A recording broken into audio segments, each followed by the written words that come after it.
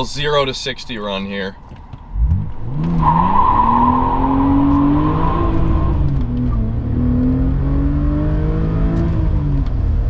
$60.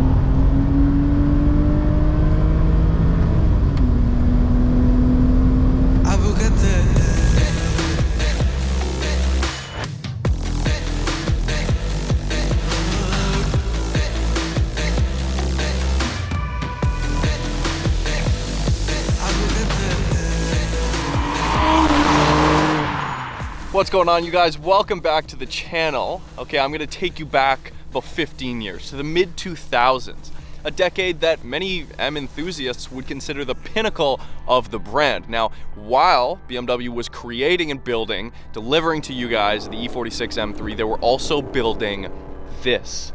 The insanely practical 130i 6-speed manual. It's got an NA 3-liter inline 6 under the hood. It has a 6-speed manual, and of course, to cap off all of the fun, it's rear-wheel drive. So let's go for a drive, see how it does.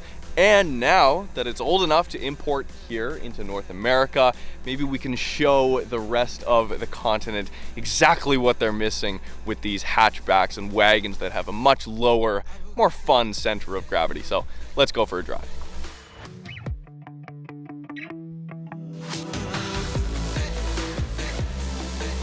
All right, you guys, what's going on? Welcome back.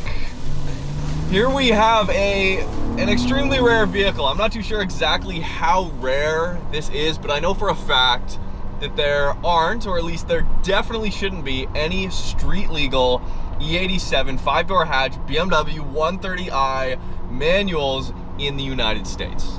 This one I'm driving today belongs to our friend Martin Warbeck over at mwcustoms.ca. I hope you guys remember the Hulk video we shot back in the summer and a number of other videos that we shot with Martin. He built a replica Mona Lisa from Fast and Furious Tokyo Drift. He built a replica Too Fast Too Furious R34, and this is currently his daily driver. Okay, him and his wife daily drive this, and not many digital things going on, not much digital trickery going on here. Already, right off the bat, even with traction control on right now, the rear end wants to step out. So, Martin actually just texted me saying if you do a long press on the traction control button, which I have to find here, then it will turn traction all the way off. Long press of the DTC button on the top, and there we have it, no traction. So, why should you care about a 1 Series? You're probably thinking, hey, I know about the 1 Series, I know about the twin-turbo 135i. I mean, I sure as hell hope you know about the BMW 1M of this generation, 2-door coupe, of course. I drove one of those. I've driven a modified 135i. Such a great chassis, of course, basically like a precursor to the M2, which is also an awesome vehicle. But there's something about this 1 Series that really captured a lot of the era. Wow. It's lively. It gets sideways. It loves to get sideways. It's lightweight. It weighs about 3,000 pounds. Which is lighter than an E46 M3. It's a lot lighter than an E46 M3. And under the hood is the N52 inline 6. This car, the 130i, is incredibly confusing. It's not confusing when you drive it. It's incredibly straightforward and simple. It tells you exactly what it needs from you. It's like, hey, we're smaller than an Impreza hatch, a little bit longer and more practical than a Golf hatch, let's say a 4-door GTI hatch. So there you go. If you don't want turbos, you don't want a WRX, GTI, or any number of other boosted hatches, which is traditionally where hot hatches, where their DNA kind of stems from, is that torquey boosted nature, then you're gonna have to go with the NA N52. The N52 is good here. It really picks up power above 4,500 RPM. Good torque. You want to rev it. I don't want to rev a GTI. I don't want to all the time. rev a WRX, but I do always, without fail, want to rev naturally aspirated BMW motors. That's fully sideways.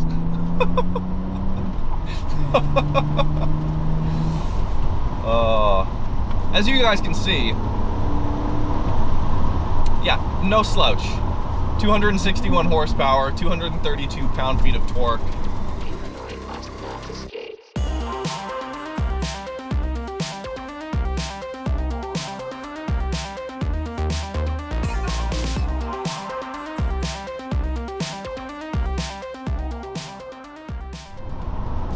And if you look on the interior here, this is why I say, like, once you're driving it, it's not confusing, but look at this. M badge on the steering wheel.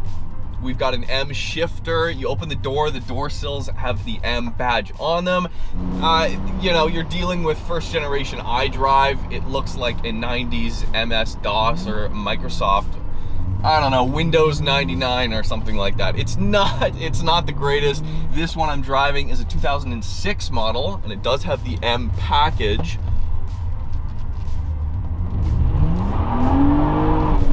So that's probably why, although I can definitely feel, this one does not have a limited slip differential. There's one thing that the 130i is seriously lacking, it's a limited slip. But regardless, in the rain, in colder conditions, you don't notice it as much when you're just do a little second gear flick, right? Second gear roll on from 3,000 RPM.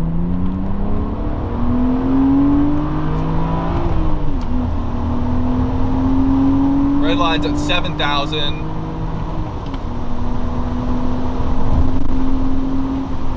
She is planted. She is planted.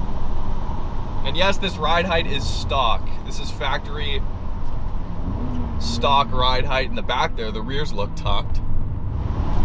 I mean, it's so easy to drive. The perfect size car.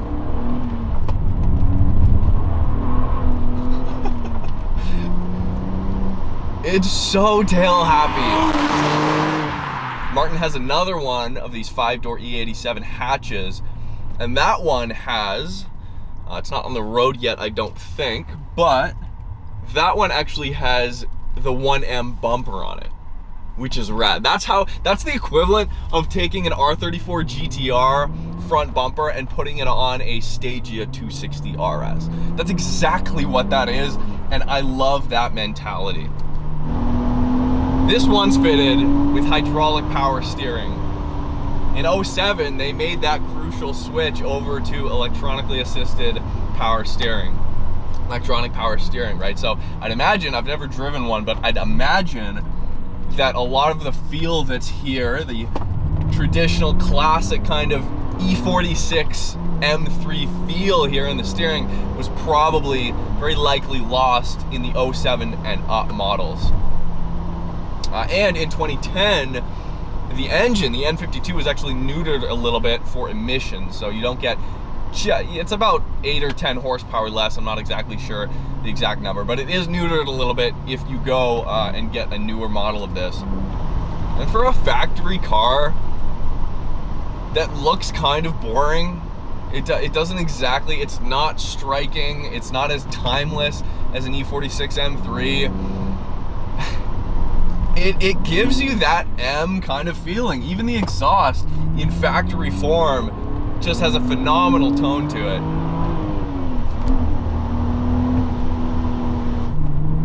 Steering's a little bit light. It's got good feel once you dive into the corners, but kind of on sweepers and stuff, there's not much to it. It is very direct though. The ratio's a lot quicker than I would have expected. No sunroof on this model either, so it is lacking a few of those features. You know, shifter absolutely is improved over E30 factory shifter. There's no real guesswork. It's quite notchy. I find some factory BMW shifters can have a little bit of slop to them, a little bit of mush. Not the case here, which is surprising because it is a basic 1 Series Oh, what is this? S13 240. Nice. It does have double Vanos, which if you're in the BMW community or familiar with those engines, you do know, of course, that's variable valve timing. And then it also has Valvetronic. I should stop making a ruckus. I'm probably pissing off the neighbors. It does have Valvetronic as well, which is variable valve lift.